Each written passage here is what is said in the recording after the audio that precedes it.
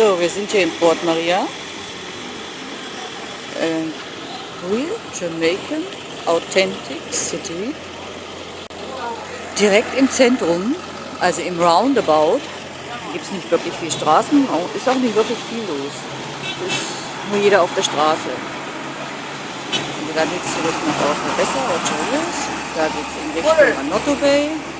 Da geht es zum Busterminal, Bank, Finanzamt, Bank und da ist Essis Restaurant. So, ich gehe nochmal auf die andere Straßenseite, da seht ihr das vielleicht auch nochmal. Also, wenn ihr hinter zum Finanzamt geht, da in diesem wunderschönen Gebäude, original erhalten aus 1970. Da hinten ist das Postamt und da ist Essi. Da ist Force, das ist die jamaikanische Ikea.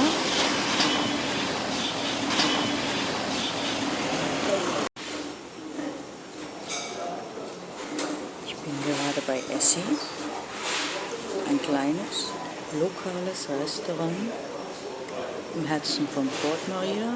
Es ist 8:45 früh am Morgen.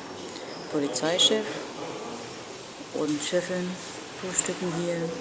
Alles ganz lauschig und ich bekomme jetzt Ackee und Saltfish und Boiled Banana und ja.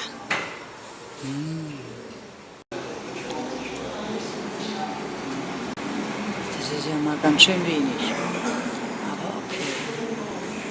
Kostet, glaube ich, 300 J. Hab noch einen Kaffee dazu. Hab wieder vergessen, dass die immer Sweet Milk nehmen. Kann ich nicht trinken. Stürze ich mich auf das hier. Ackee mit Sauerfisch, Tomaten, angebraten, Boiled Bananen, die sind echt gut. Yum, also Yum. Mal kurz suchen auf dem Teller. Hier. Und Dumpling, Fried Dumpling ist das. Teigfrei. Essen.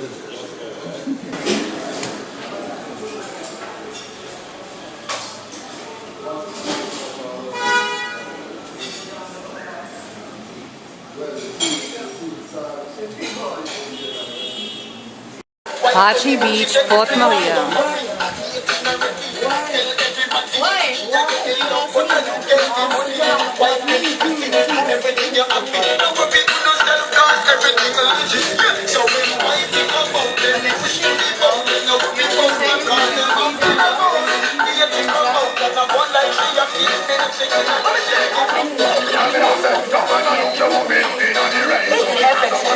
Business solution. Go 188 and then straight up for more details.